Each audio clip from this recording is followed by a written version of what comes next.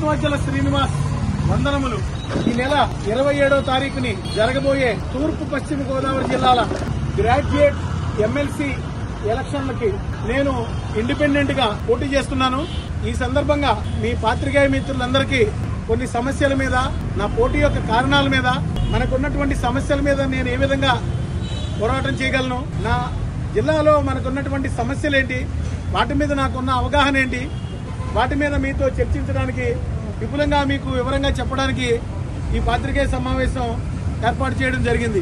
మన ఉభయ గోదావరి జిల్లాల్లో అపారమైనటువంటి వనరులు ఉన్నటువంటి సీపోర్ట్లు కానివ్వండి, ఎయిర్పోర్ట్లు కానివ్వండి, మంచినీరు నదులు కానివ్వండి, అనేక రకాలైనటువంటి వనరులు ఉన్నటువంటి ఈ తూర్పు పశ్చిమ గోదావరి జిల్లాల్లో నిరుద్యోగ సమస్య తీరడం లేదు. నిరుద్యోగ సమస్య చాలా ఎక్కువగా ఉంది. ఇలాంటి వనరులు ఉన్నటువంటి ఏరియాల్లో నిరుద్యోగులు గాని, ఔత్సాహిక పారిశ్రామికవేత్తలు గాని ఈ ఏరియాల్లో పరిశ్రమలు పెట్టకుండా అటు హైదరాబాద్కో, బెంగళూరుకో, ఇతర ప్రాంతాలకో తరలి వెళ్లి ఇక్కడ ఆస్తుల్ని అక్కడ పెట్టి అక్కడ వేరే చోట పారిశ్రామిక అభివృద్ధి చేస్తున్నారు. ఇది చాలా దురదృష్టకరం. పరిశ్రమలు అభివృద్ధి చెందిన రోజునే మన ఏరియాలో నిరుద్యోగ సమస్య తీరుతుంది. నిరుద్యోగ సమస్య తీరాలంటే ముఖ్యంగా పరిశ్రమలు ఉండాలి. అది ఒకటి ప్రధాన సమస్య. మరో సమస్య ఏంటంటే ఈ ప్రైవేట్ కంపెనీల్లో పనిచేసే ఉద్యోగులు కానీ, స్కిల్డ్ లేబర్ కానీ వారి సమస్యలు వర్ణనాతీతంగా ఉన్నాయి. వారు అనేక రకాలైనటువంటి పరిస్థితులకు లోబడి, యాజమాన్యం యొక్క అనేక ఒత్తిడులకు లోబడి వాళ్ళు పనిచేసే పరిస్థితి, గట్టిగా మాట్లాడలేని పరిస్థితి, వాళ్ళు ఉద్యోగాలు భద్రత లేని పరిస్థితి.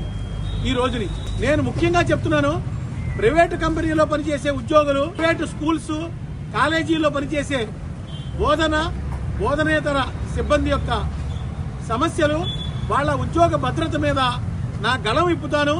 వాళ్ళ సమస్యలకి పరిష్కార దిశగా నా వంతు చట్టసభల్లో గట్టిగా కృషి చేస్తాను. ఇది నేను వాళ్ళకి ఇస్తున్నటువంటి నా ఎన్నికల మేనిఫెస్టోలో పెట్టి ఈ ఎన్నిక సందర్భంగా నేను వాళ్ళకి ఇస్తున్నటువంటి హామీ. అది పత్రికా రూపంగా వాళ్ళందరికీ చేరవేసి తద్వారా విజ్ఞులైనటువంటి ఆ నిరుద్యోగుల యొక్క, విజ్ఞులైనటువంటి గ్రాడ్యుయేట్స్ యొక్క ఆశీర్వచనం నాకు రావాలని మనస్ఫూర్తిగా నేను ఆశిస్తున్నాను, కోరుకుంటున్నాను. అలాగే పరిశ్రమలు పెట్టిన వాళ్ళకి, ఎంఎస్ఎంఈలు, చిన్న పరిశ్రమలు పెట్టిన వాళ్ళకి ప్రభుత్వ ప్రోత్సాహకాలు ఏదో అందని ద్రాక్ష పండులాగా ఉన్నాయి. వాళ్ళకి ఏళ్ల తరబడి ప్రోత్సాహకాలు రావట్లేదు.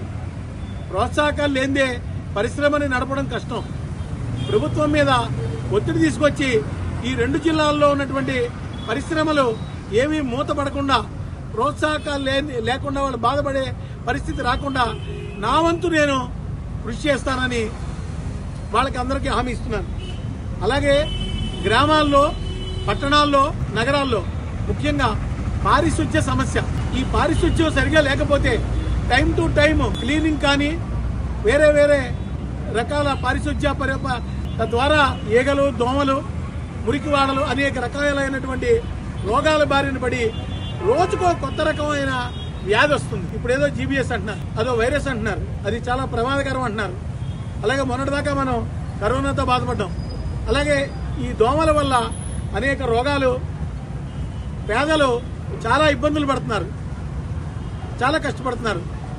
అంచేత ఈ పారిశుధ్య సమస్య మీద, దాని మీద నిత్యం సర్వే చేయించి, ఈ 2 జిల్లాల్లో నిత్యం సర్వే చేయించి అటు మున్సిపాలిటీలతోనూ, ఇటు పంచాయతీ ఆఫీసులతోనూ, నగర మున్సిపాలిటీలతోనూ, పట్టణాల్లోనూ నా వంతు వాళ్ళతోటి నేను కోఆర్డినేట్ చేసి ఈ పారిశుధ్యం మీద సరైనటువంటి సర్వే చేయించి ఎప్పటికప్పుడు శుభ్రంగా స్వచ్ఛాంధ్ర ప్రదేశ్ లాగా ఉండాలని మన ఏరియా నా వంతు నేను కృషి చేస్తానని అదొక హామీ ఇస్తున్నాను.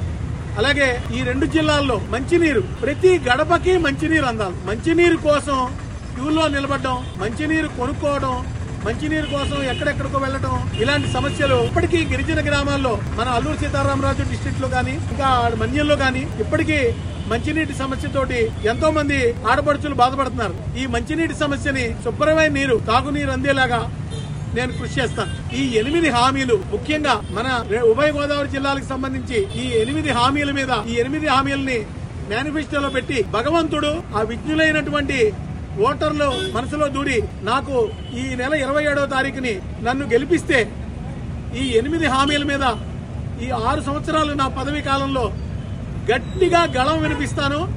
ఈ సమస్యల్ని పరిష్కరించేలాగా, భవిష్యత్తులో ఇలాంటి సమస్యలు రాకుండా ఉండేలాగా నా వంతు కృషి చేస్తాను.